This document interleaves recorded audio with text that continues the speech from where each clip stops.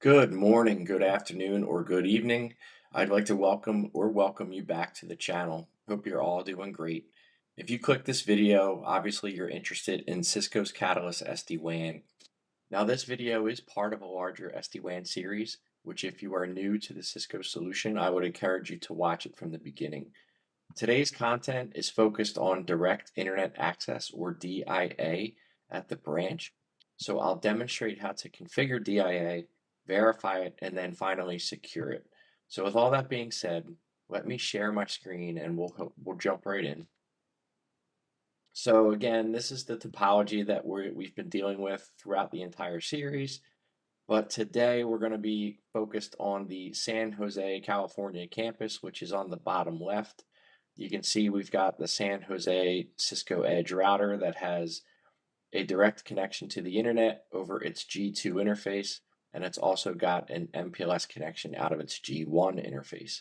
So the idea is that we want to take G2 and we want to configure it in such a way that any users or devices behind the router will be able to directly access the internet through that link and not have to worry about backhauling through any WAN network. So let's head over to SD-WAN Manager. Actually, before we get into Manager, let's just check the router itself. So I'm on the command line of San Jose. If we show IP interface brief, we have that gig2 interface is in fact up and configured. If we ping the internet, we have access to the internet. However, we have configured VPNs 10 and 20 through our SD-WAN environment, which we know puts the routing into its own VRF table. So if we show IP route for VRF 10, we can see that we only have the OMP routes for the other branch location. We don't have a route to the internet. So essentially, if I try to ping through VRF 10 to Google, it does not work. So obviously that's the task at hand. We want to change that in today's video. So let's now head over to SD-WAN Manager. Now, in order to fix this, we're going to go into configuration templates. We have the device template that we had created called branch single router, which contains a bunch of feature templates inside of it.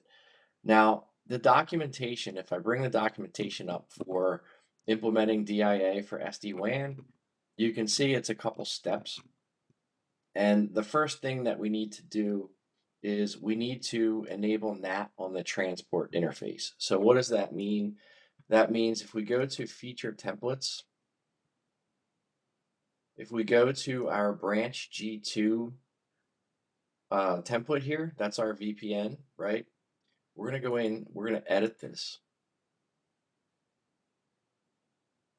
And what we want to do based on the documentation is enable NAT. So if we scroll down to the NAT section, okay, we're going to basically turn that on.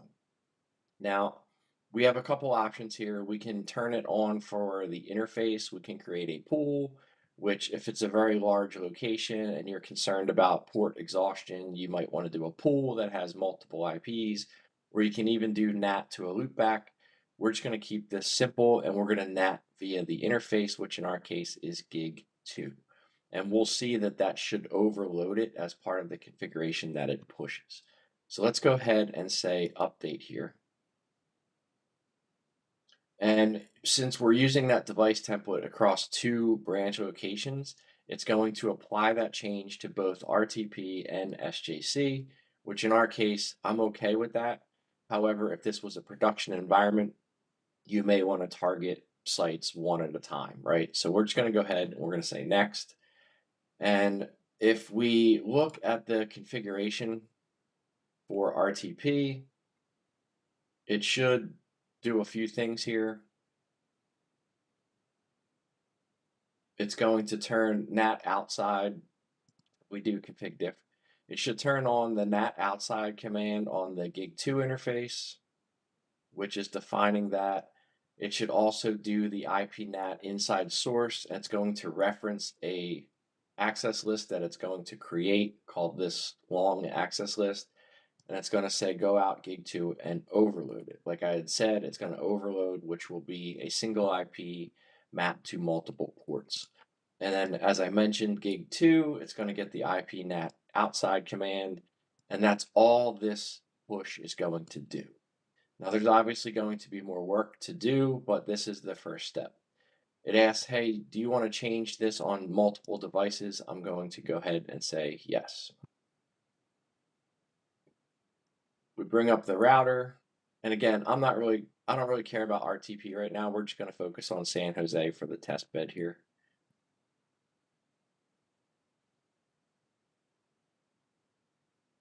So we can see it's in progress in the background. We're getting some console messages. It looks like it was successful. So if we now show run interface gig 2, we now see that we have the IP NAT outside command. And if we show run include NAT, we see that we have the long command referenced in the config diff that we just looked at together. So that looks great.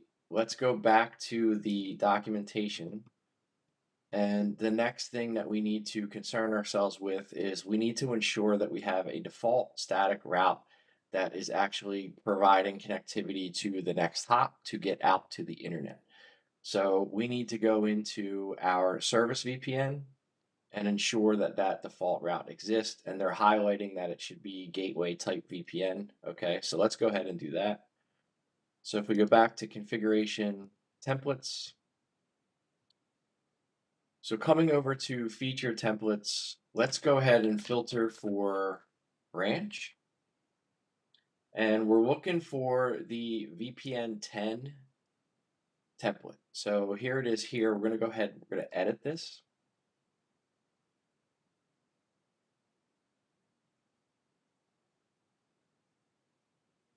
And if we were to scroll down from the top, we're looking for new IPv4 route, which is here. So we're going to add a new route.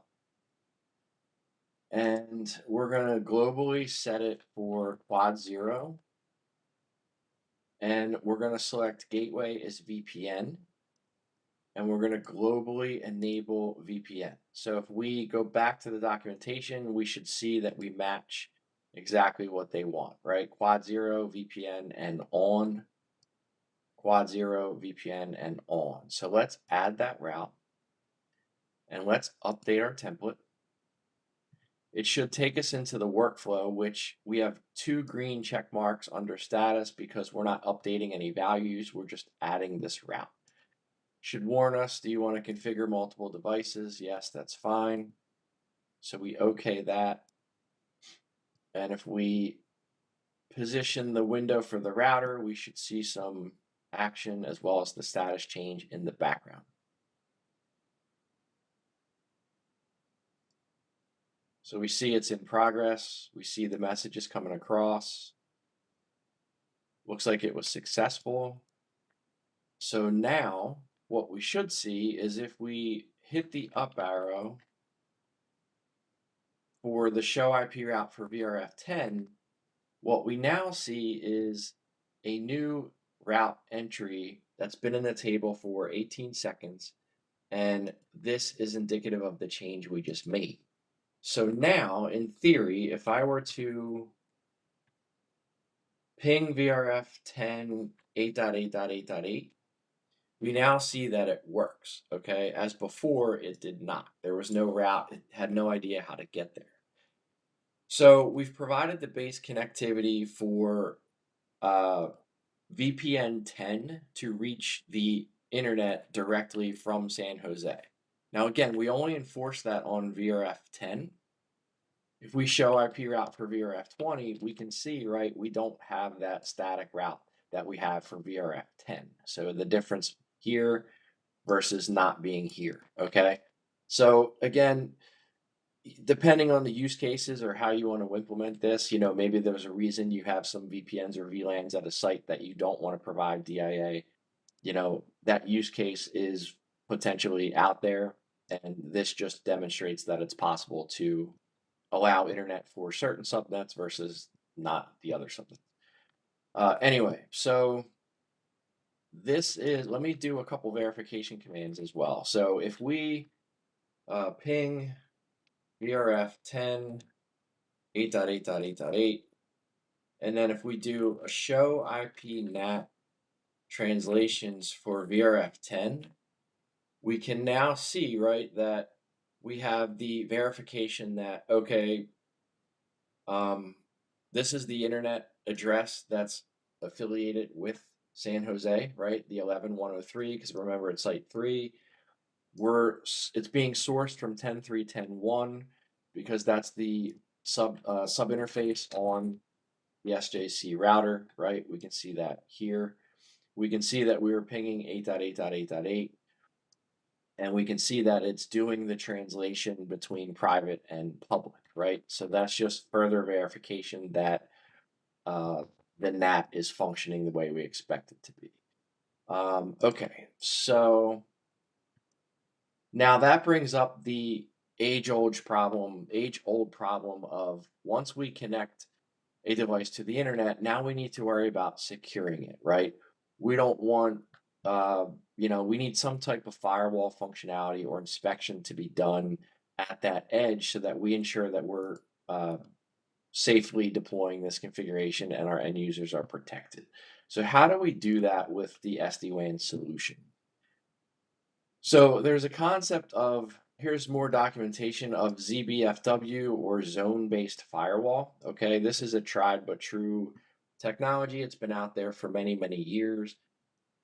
And it is something that you can deploy right out of the box with the SD-WAN solution. Now, Cisco is going to a newer kind of flavor of this, which involves the Security Cloud Control or SCC, where you can actually, on the new secure 8K routers, they will actually run the firewall threat defense, and you can actually administer that like it's a real, like it's an actual firewall that's just running on the 8K router, and it can all be managed centrally through SEC. This is the, again, the more tried and true way to doing it. It's just I don't want to say it's legacy, but it's just an older way to do it. Cisco is transitioning to the SEC model, so just be aware of that. So if we go back to manager and we go to configuration, and under classic, we've been going to templates. Let's go ahead and click on security. Okay. And you can see I have this policy here that I created, but there's no devices attached to it. So let's go ahead and look at this policy. So all I've done here is, if we go back to the very first tab, there is the firewall tab. Okay. We can see that we edit this policy, cancel. We go back in, edit, firewall, edit. Okay, so this is where you can start to manipulate your traffic as you see fit. So we see here that you can apply zone pairs, okay?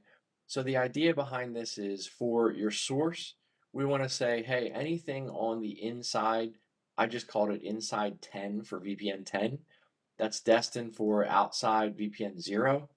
That's just what I did here. And then I gave it the name SJCDIA, okay? So then you can actually apply your rule sets. So I've done two simple rules. So I created rule number 1, where if we go in here and we edit, all I've done here is just named it inspect 10300/16, which it's really, since this is applicable to VRF or VPN 10, I should have maybe said 10.3.10, but you get the idea. Name it whatever you want to name it. And then for action, I chose inspect. I want to inspect this traffic as it traverses the router, okay? And then for the source, I created the 10300/16 as just a simple IP subnet. And then any source port, any destination, just go ahead and route it, right? Inspect it. And then below that, I have drop everything else. So essentially, all I'm saying is that if you're sourced from 10300 and you're destined for the internet, I want to inspect your traffic, okay? So let's cancel that because there's nothing to change there. Now I have not changed any of these values, but you can deploy IPS or intrusion prevention, right? You can also do URL filtering. So if you want to administer on the boxes, you can say what websites you're allowed to get to, what categories you're allowed to, what you're not allowed to get to. Then you have AMP or advanced malware protection. There's DNS security. You got your TLS and SSL decryption. And then finally, it'll spit back a summary of what you want to deploy. So in my case, very simple. I just created a very basic firewall inspection policy. So I'm going to go ahead and save that. Now, again, you can see that it's not attached to any devices, right? So how do we attach it? You think that if you come over here, like you do the templates, there'd be an attach, but it's actually not here. So if you come back to configuration, templates, we go to the device level template, which in our case, we're using one device template for multiple devices. But again, if you wanted to deploy this in production and slow roll it, you might want to consider creating or cloning some of these templates to target specific devices. Since this is a lab, I don't really care. I'm just going to go ahead and edit this device template. And if I scroll down, the option that we are looking for is under additional templates. There's this security policy dropdown. And if I click this, it should populate with my San Jose DIA policy. So I'm going to go ahead and grab that policy. I'm going to update. And again, kind of goofy, right? Like I'm applying San Jose policy to RTP. I get it. This is just an example. But obviously, you'd want to be more strategic on where and how you apply these templates and to what devices. So I'm just going to say next. And I'm going to, let's just look at the config diff for RTP just to get an idea of what it's going to do. If you've ever configured zone-based firewalling in the past via the command line, you know that it does the zones and it does class maps and policy maps. So let's go to config diff.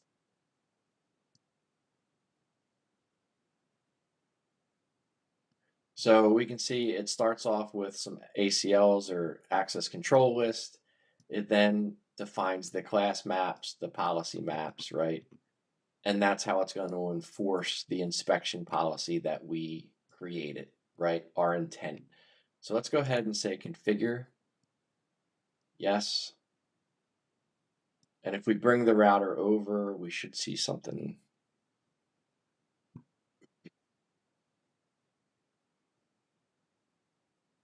So change state to in progress.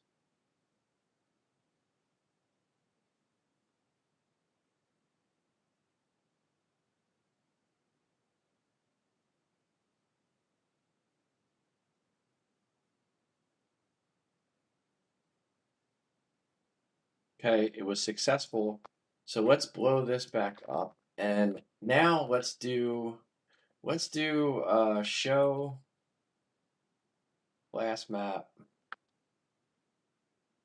Actually, show policy map type inspect.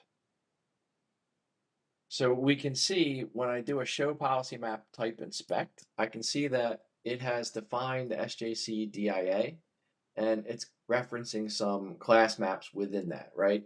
So we do our inspect, then we have a drop, and we actually have a log as well. So we want to obviously log everything we drop, which was part of the policy we created in the graphical interface. So if we do show policy map and hit the question mark, we can see some of the options we have to look at, right? So let's do type and hit question mark, inspect question mark. So if we do, for example, zone pair, this will give us a little bit more verbose output, but we can see what it did. So it actually is making the tie between the zones, just like we had asked it, right? So inside 10, outside 0. So you can kind of do some verification on the command line after you push the configuration changes. Obviously, I don't have any devices sitting behind this to really do any internet bound traffic, but you can start to really play around with some of the security mechanisms and kind of get your feet wet with how granular you want to be. But the whole idea is that the solution gives you the ability to secure your branches and the devices that sit behind it. So, again, that was to kind of summarize direct internet access at the branch, the couple commands or configuration changes that are needed to accomplish that. And then obviously you're going to want to enforce some inspection or some security once you do the DIA. That's obviously important. So hopefully you got something out of this video, and I look forward to seeing you on future videos. Take care.